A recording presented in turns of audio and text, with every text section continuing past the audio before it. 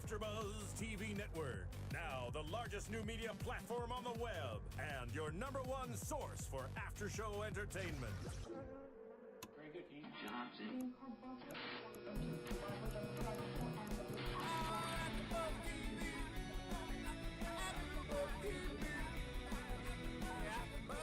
From the AFTERBUZZ Studios in Los Angeles, California, and streaming live on Ustream, this is AFTERBUZZ TV for Desperate Housewives. We'll break down tonight's episode and get you all the latest Desperate Housewives news and gossip. If you'd like to buzz in on tonight's show, you can buzz us at 424-256-1729. That's 424-256-1729. And now, picking up where the show leaves off and the buzz continues, it's AFTERBUZZ TV for Desperate Housewives. Hey everybody, how you doing? I'm Derrick Shore, alone in the studio today. As you can see, Roxy is out, Sarah is out, Heather is out. Hopefully Heather will call in some point during the hour. Of course, we've got DJ Jesse in the booth. Jesse, I'm going to be chatting with you a lot during this podcast, so thanks for hanging out with me. No problem. And of course, if any of y'all want to call in, can we throw the number up on the screen? So if anyone wants to call in, if you've got questions or comments about this week's episode, feel free to call in and chat, because I'm going to be a bit lonely here today. It is the last season of Desperate Housewives. This is the 3rd episode of the season. And true to form, these writers continue to take this show in places that I never saw coming. This episode started out with Lynette and Tom finally making their breakup sort of official. Tom is moving out of the house. And each one of these relationships in this show, it is so hard to grasp onto one of these storylines and feel like, you know what's going on at all times, because there are so many twists and turns. One of the most interesting storylines that I think has developed so far this season is the relationship between Bree and Chuck.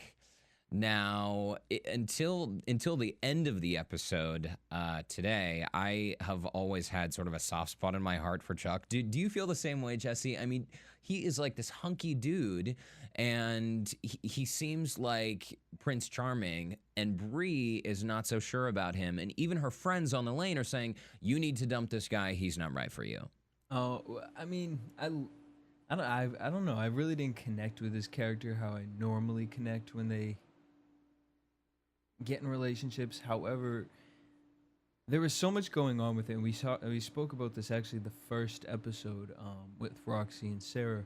We said a lot of the times girls get in a relationship and their friends dictate to them how their relationship's going to go with them. Yes. So we're wondering, Bree's really never been in a stable relationship with anybody. And it's interesting to see, she was finally like with somebody. It seemed like she cared about him and things were going perfect. And as soon as things are going perfect, she waves her white flag. And it's just like, I don't know, like there was just something holding me back from him. It was almost like a little too good to be true. Well, for me, I didn't see Bree as waving the white flag. I almost saw her as sabotaging this relationship. Right. Systematically, you could tell that she was doing everything she could to sort of tear this apart. And obviously, the secret of being part of the crime, covering up the murder of the man who was abusing Eva Longoria's character, Gaby, you can tell that secret is eating away at all of these women and is the primary undoing for Bree's relationship. Yes? No, absolutely. And that, it almost is to the point of like, how was this even going to work out? Oh, but he's so cute and he's so likable now. See, I think maybe she needs to meet the new guy in town. Well, what's funny is we had all of these, Paul Young, just when we think we're rid of Paul Young, I swear, I was like a nightmare flashback to see Bree on the phone with Paul Young. She gets the call while Chuck is in the shower. She gets this call from Paul Young, and he's saying that he confessed his crime of killing one of the ladies on the lane. He confessed his crime to this guy, Chuck, the same detective. And Bree suddenly, that increases her suspicions that Chuck is onto her and knows about her secret and knows her involvement with this crime. So the whole time, at least for me, I hope that other viewers out there felt the same way, but I kind of felt bad for Chuck. You know, like here is this nice guy who's doing everything he can to be sweet to Bree, and she is acting totally bizarre, acting a little, sketchy, won't take a shower with him. I mean, yes and no.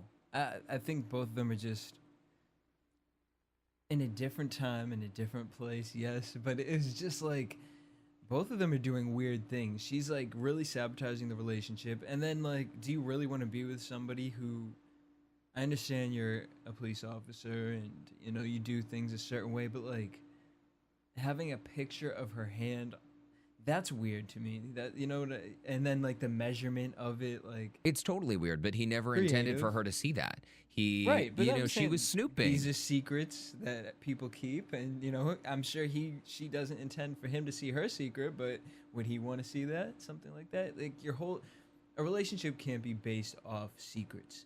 And I think all of these people do it. And well, for all of you out there who saw the episode and you saw the end, you see that this does not end the way some of us were hoping it would end. We will come back to that. But in the meantime, I just want to make a little side note here. We are so accustomed to seeing Bree with these, like her first husband, this conservative guy. Then she was with Orson for the longest time. He ended up in a wheelchair. He was just sort of, not a lot of personality. So I like that they are taking Bree's character in the direction of finally having this like youthful rebirth. She's dating these young guys. Last season, if you remember, she was dating Brian Austin Green. This season, she's got this hot detective Chuck, or had this hot detective Chuck. So I like where they're going with her character. But obviously, Bree will never let go of her uptight attitude, right? Well, no, I don't. I think actually she's taking the steps in that direction of what she wants and owning it. I think she just honestly, with Chuck, realized that there was just something there that isn't going to work. And you saw that in her face at the end. It was almost like she knew better. I don't know. It was just she was okay with the situation. And, with Brian Austin Green's character, she didn't want them to break up. That really hurt her to have to go through that.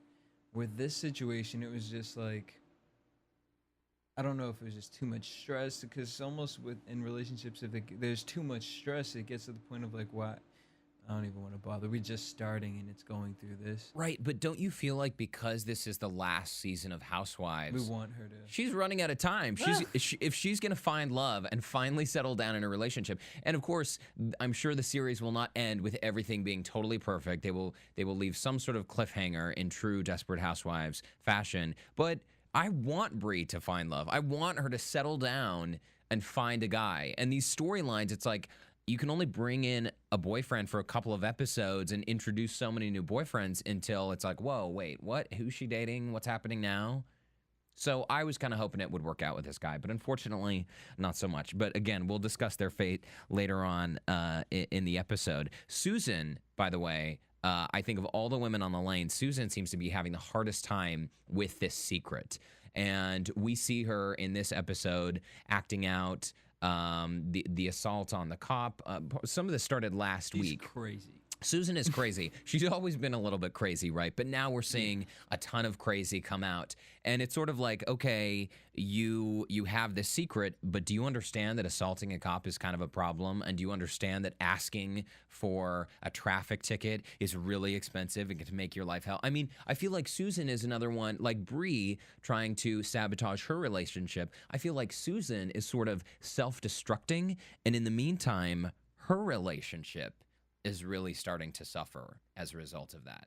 So it's like, rather than dealing with her problems, which she thinks she's dealing with the problem of the murder, but it's like, you've already dealt with the problem of the murder. Now, I understand that there's a lot of pressure and whatnot added to that, but there's an issue at home, and she's not dealing with that issue, and she's hiding it and running from it, and she looks crazy. Like he should not know that she's lying the way she's lying.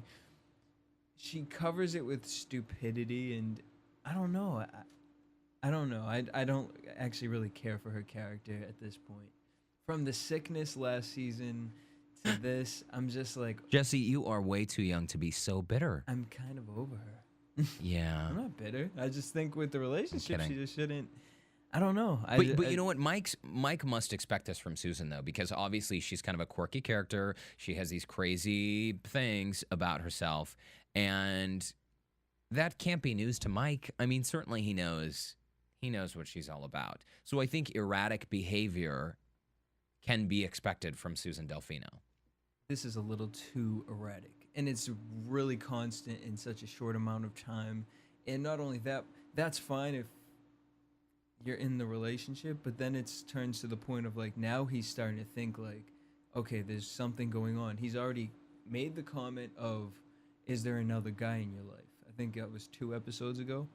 And then now you can't understand him feeling this way about Carlos is a little crazy to me. The idea that Susan and Carlos could be dating, first of all, is just bizarre and weird to me because they've always been. I mean, they're right. The way they framed it in this episode, Mike said something like, for the last 8 years, you've been calling him Ricky Ricardo, and it's true. Susan and Carlos have never really had any sort of even hinting of a romantic relationship. And I certainly did not see those implications coming out. But clearly by the end of the episode, it's all wrapped up, and Mike realizes why they've been sneaking around his back. You know what disturbed me, though, at the end of this episode? When Susan was sitting there next to Mike on the couch, she was in tears. She was upset. Clearly, she's been holding on to this very painful secret. She feels horrible about it.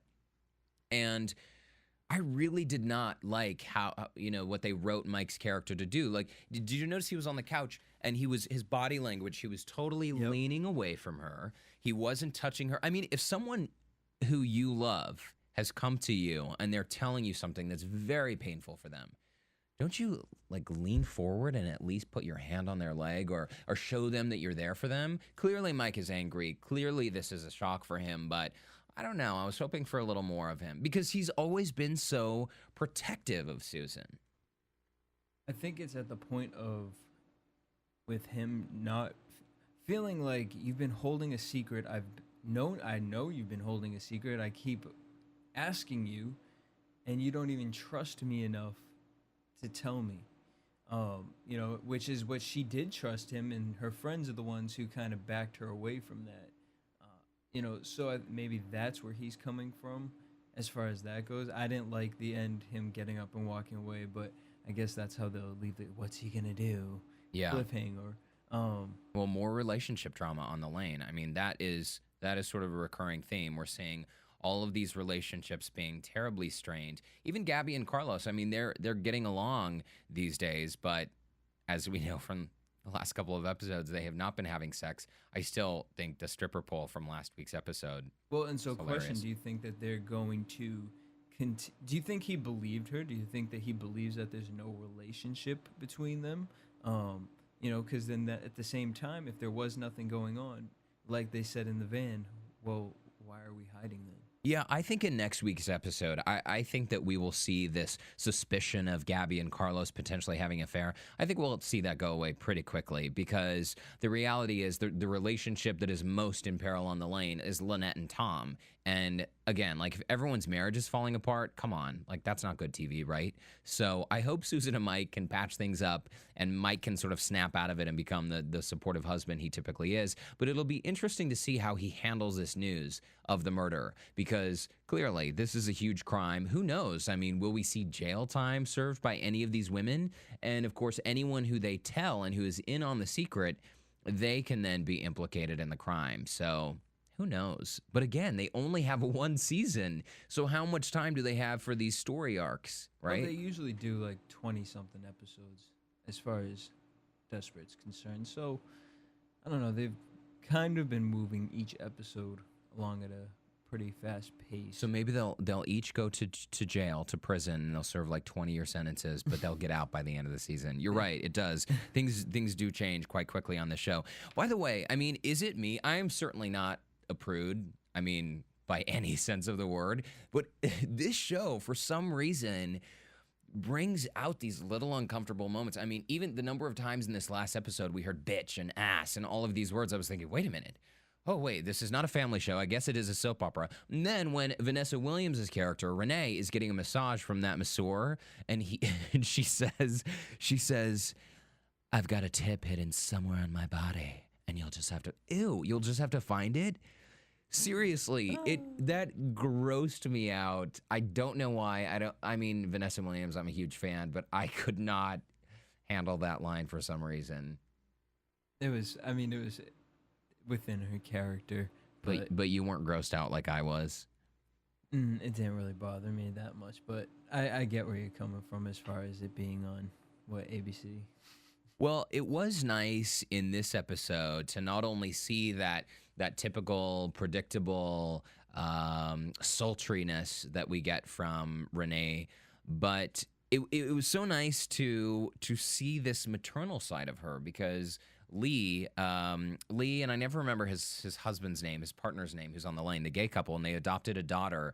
And Renee is acting as sort of a mother figure to this girl. She's taking her shopping. She was talking about boys. I love how she said to get even with her friend by having sex with her boyfriend. Oh no, I don't mean sex. I mean have a soda with him. I mean, this girl is 11 years old, right? Oh my gosh. That actually made me more of a prude with those types of comments. To have Renee telling this girl to be having sex at 11 years old. Let me know the deets. Like, what? First of all, you're saying in front of her father. 1. 2, we're really promoting, like, this.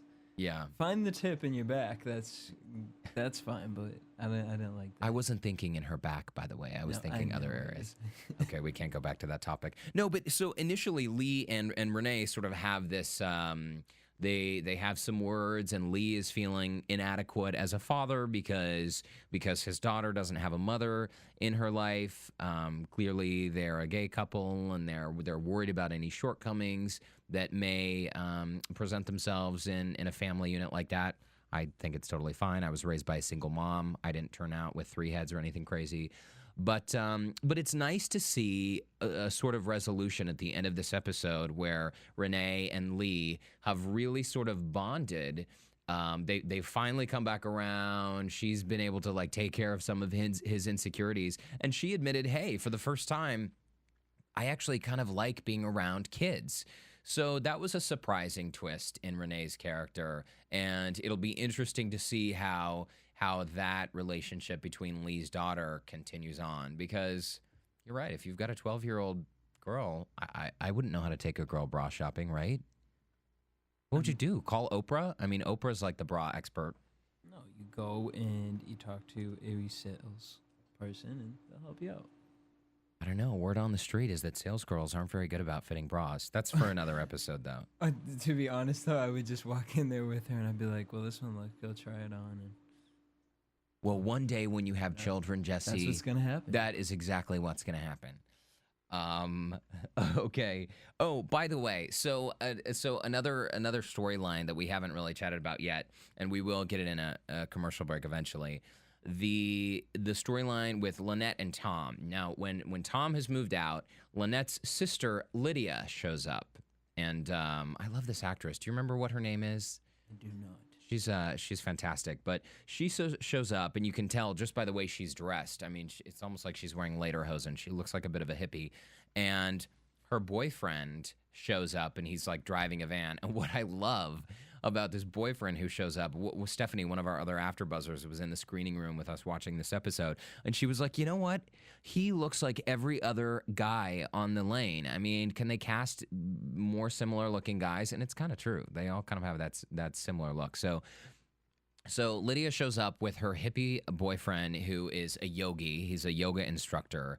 And what's interesting is you immediately sense that Lynette and Lydia have this history of just family fighting, you know, sisters not getting along. Clearly, they had some issues growing up. It looks like they've come to an amicable place as adults, but we see Lynette pushing Lydia's buttons, and Lydia eventually says, what was the line that she said? Essentially, Oh, Lydia points it at Lynette and says, "Now you're the screw up, bitch.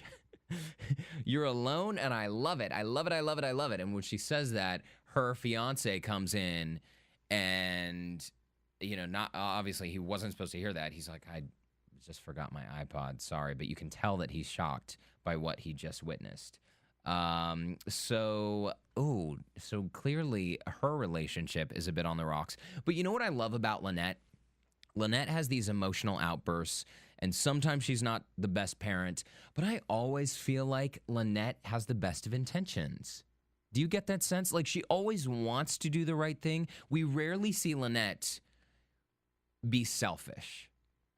Like, think of Eva Longoria's character, Gaby. We see her, like, she has her love of shopping and nice things and wine and all of this. We see Renee, who is, clearly only concerned about herself. Lynette, I feel, she is a really good mom, and she definitely makes mistakes. But she always has the best of intentions. And even in this moment with Lydia, where she admits to pushing her buttons, the scene where she goes to this little yoga retreat to talk to Lydia's fiance. It's like she realized that she was pushing the buttons, and it was the first time. And it's funny because she actually told the boyfriend first before she even told her own sister, I've never seen her like this. Yeah. And that's what was shocking to me. I expected her to come and be sad, and honestly, when you say that, I feel like Lynette was almost a little, I don't know if selfish would be the word, but we did see Lynette selfish running over to Tom's house, in the middle of the night a few episodes back. And then even with this episode, after finding out the relationship between her and her sister, it's like, all these times your sister gets emotional, she comes crying to you, and now you're the one going through it, and you're not being that person for your sister.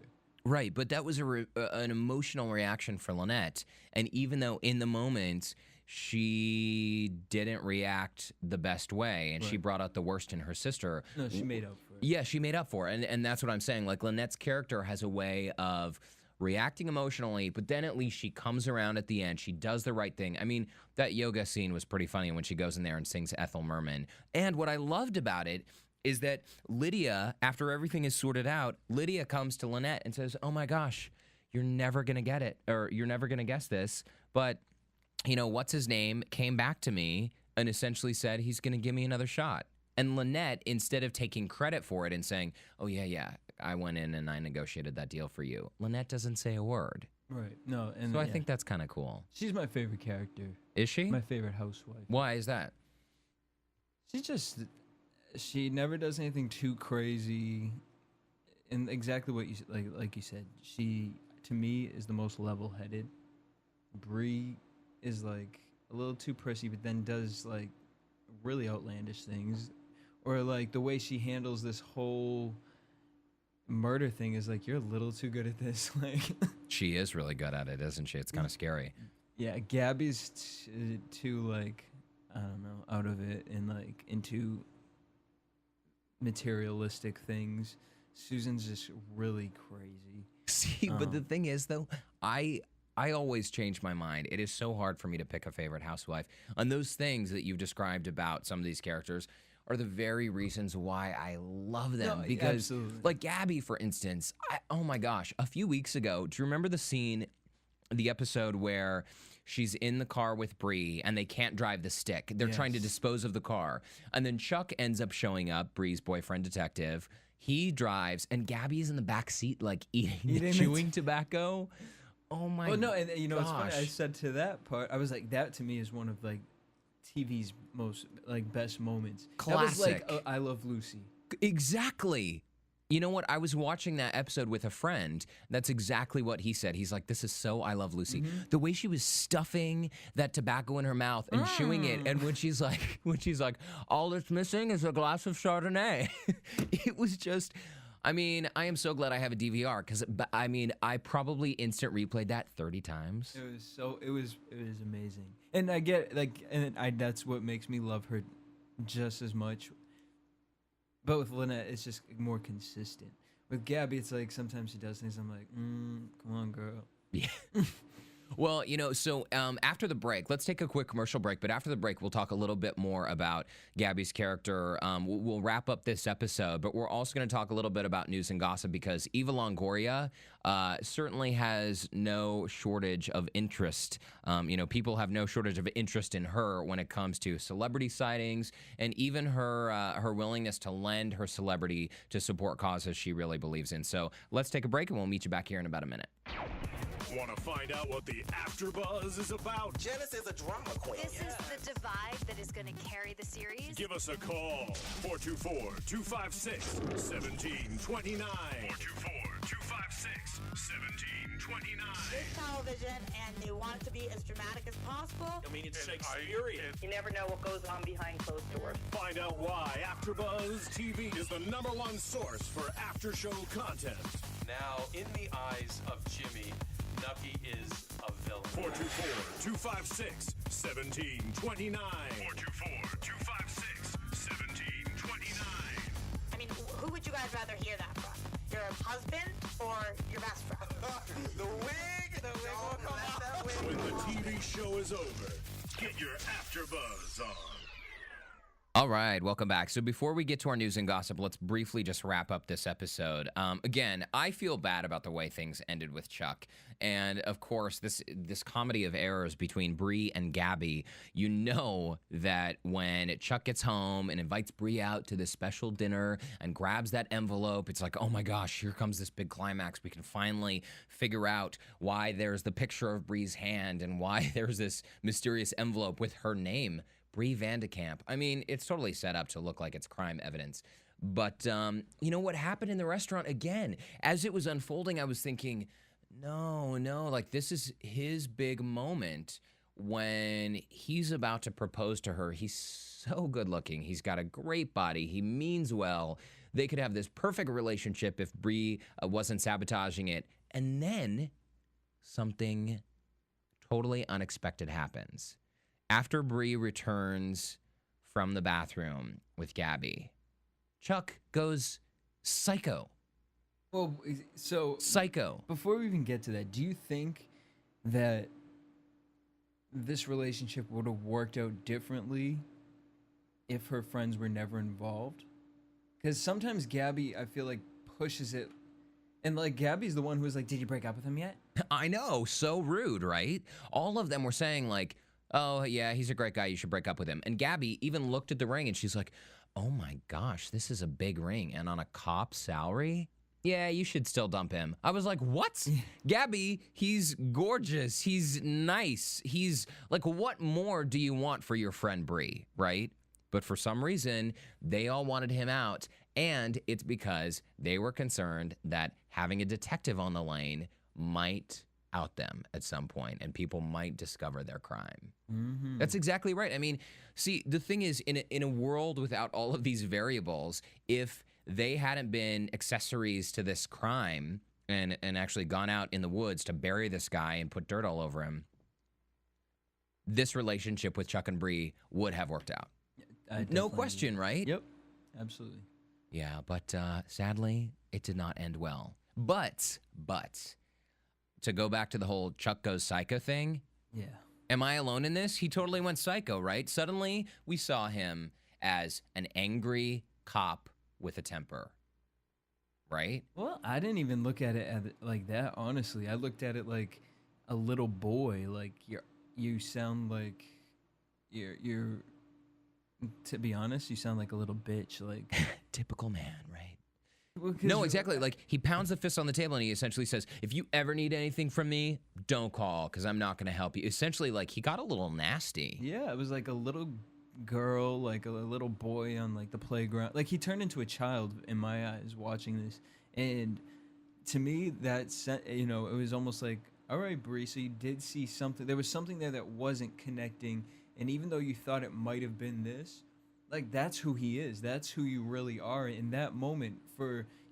It could have went differently. It could have went, okay, obviously something's going on with you. Maybe we need to take some time apart. Maybe we just need a little break, Not to say I was going to propose to you and be upset in that sense. I don't know. It was really nasty to me. And it was at that point I was like, maybe him and Lynette's sister should get together. I think Lynette's sister will probably patch it up with her yogi boyfriend. No, I definitely. So you're essentially saying that Bree, that this is the real Chuck, and that Bree maybe sensed something was wrong, but couldn't quite put her finger on it. But now this is just confirmation for her. Yeah, I think obviously she, sensed something was wrong, and she was assuming it was that he wrote the letter. And, I think she was finding all these excuses. Because if you're in love with somebody and your friends are telling you A, B, and C, if you really, really care about them, know them, and trust them, you would fight for them. No, this isn't, he's not doing that. He's not going to say this. He's not going to, you're going to deflect all of that. But I think it also depends on the relationship you have with your friends, though, because if these are your best friends and you totally trust them, they've been with you through thick and thin, you trust their opinion. I mean, don't you think you would listen to them if all of them were saying, like, hey, something's not right with this guy. I think you should break up with him. But, and that's, it was just a little... Well, no, because they're saying it for the reason of protecting Gaby's husband. They're not looking at him being like, you know what? Yeah, he's a nice guy. No one's saying that. They're just saying he's a cop. What are you doing? Exactly. So priority one then for these women, they have made clear, is protecting themselves, protecting each other, and making sure that secret does not get out. This episode, as it wrapped up, so it looks like Bree is single again. Susan is having potential relationship trouble with this recent revelation that she was part of this murder, and Mike's still possibly thinking that something funky is going on between Susan and Carlos.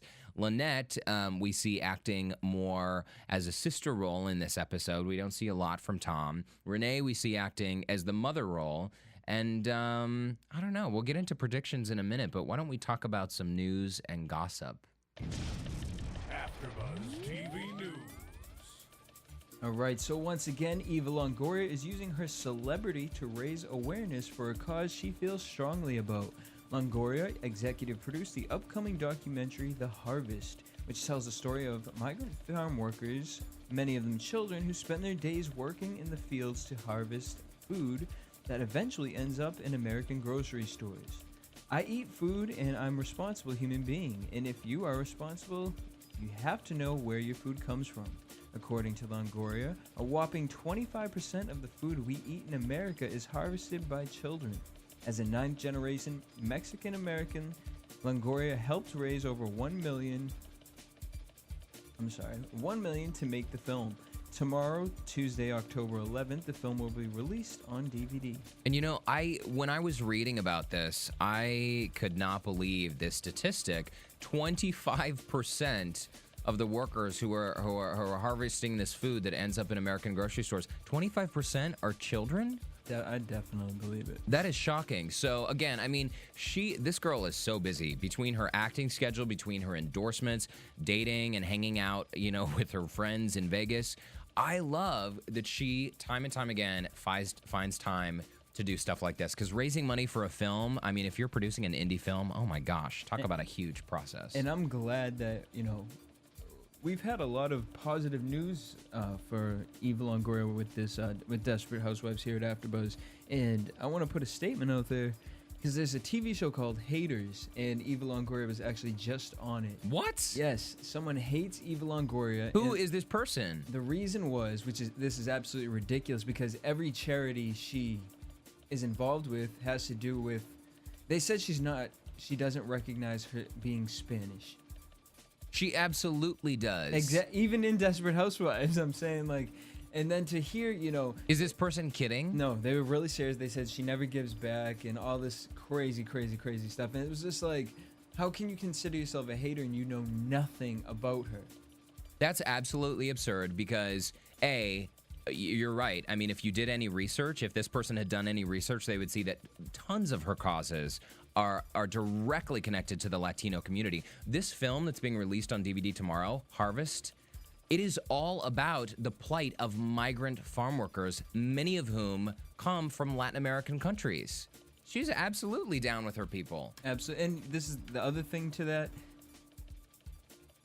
She may not be representing Jenny from the block, but not every a Mexican American of that descent is that? You know, so it's nice that she's playing a positive role of a successful Latina in this community and not playing the typical roles in which you would normally see them in. And I think that that's great. And I think that that was really ignorant of that person to go on national television. Yeah, absolutely. Take Eva Longoria's time where she could have been working on this film.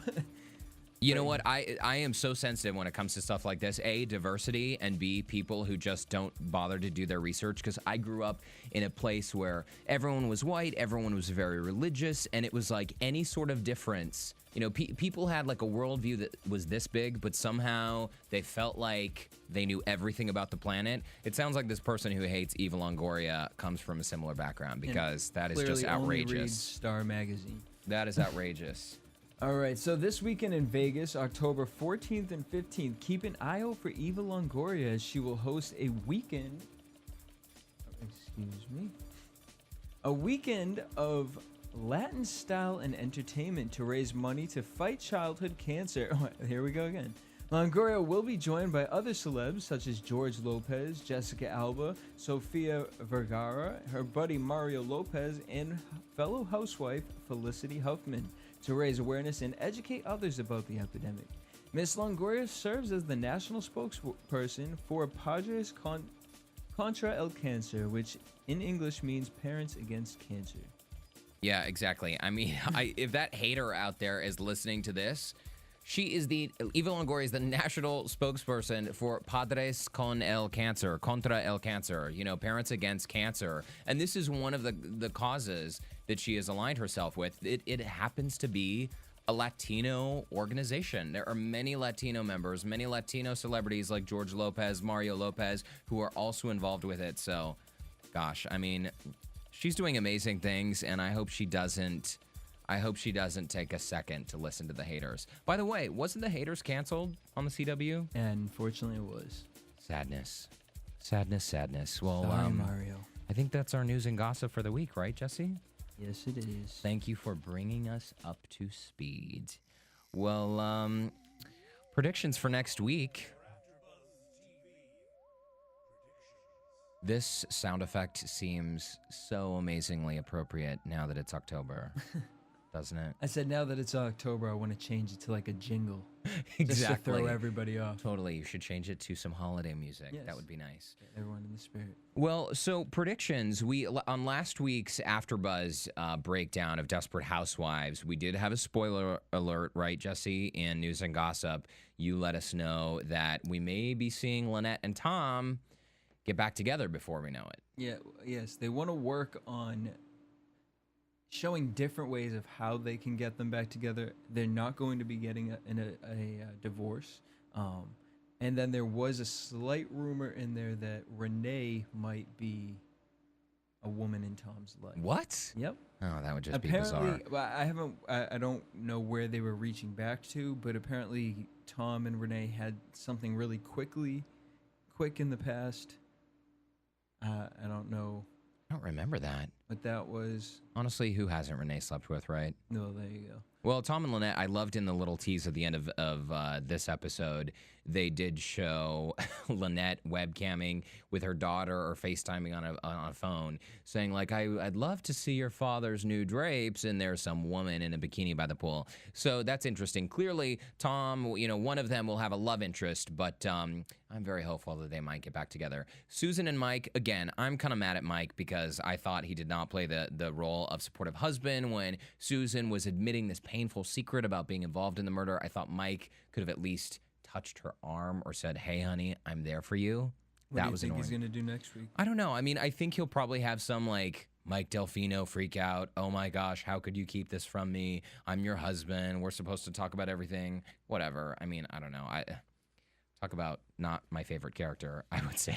Sorry, James Denton. You're cute, but not the bee's knees in my eyes. I want to know a prediction. If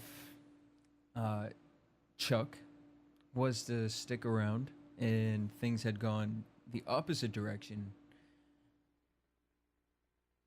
how do you think that would have worked out if he found out? Do you think now he's going to try and find some Oh, Try and figure interesting. something out? That is a very interesting question. So Chuck, as we mentioned, said to Bree during this breakup, if you ever need something, don't call me for help. But Jesse, that is an excellent question, whether he will actually try to snoop around and see if he can dig up anything on the women. That would be a really interesting twist. Well, because the childness in him Would do something like that. Yeah, like I to think just you're right. I want to find out who the other guy was, who wrote her that letter. Oh, And if he yeah. figures out who wrote the letter before she does. Jesse, that's why I love you. You are a thinker. You are a thinker. That is an I excellent watch too much question. TV. Okay, let's keep an eye out on that. I guess we'll find out. And in terms of Renee, I mean, who knows? Will she develop something with Tom? I hope not, because that would just be weird. We cannot have all these people on the lane sleeping. Well, another spoiler we have is that someone is definitely going to die, and rumor is that it could be more than one. Like in an upcoming episode or at the end of the season? Within the season. Okay, more than one person. It can't be one of the housewives, though. It can't be one of the women. And it is a shocker, whoever is going to die. Or maybe it's like Mike Delfino or something. I wonder if it's going to be Carlos. Awesome. I mean, listen, no offense to the guys on the lane. I just think the female characters are so much more dynamic. I would not be brokenhearted to see one of the guys die. I mean, what's his name died, remember? The guy who Bree was dating. Remember when they had the street festival on Wisteria Lane and the plane came down and crashed?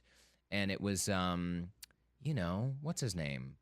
Tall, thinning hair, whatever. We're running out of time, people.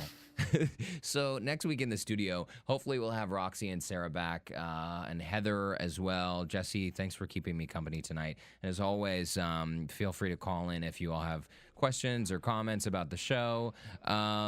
It's going to be a good last season. Honestly, I've got to say, I really am sorry to see the show go, but we'll be walking you through each episode every single week, so keep it right here, AfterBuzzTV.com, streaming live on Ustream. I'm Derrick Shore, DJ Jesse in the booth. We'll see you all next week. Take care. From producers Kevin Undergaro and Phil Svitek, engineer DJ Jesse Janity, and the entire AfterBuzz TV staff, we would like to thank you for listening to the AfterBuzz TV network. If you have questions or comments, be sure to buzz us at info@AfterBuzzTV.com. And you can find us on Facebook or follow us on Twitter by searching for AfterBuzz TV. Buzz you later. The views expressed herein are those of the hosts only and do not necessarily reflect the views of AfterBuzz TV or its owners or principals.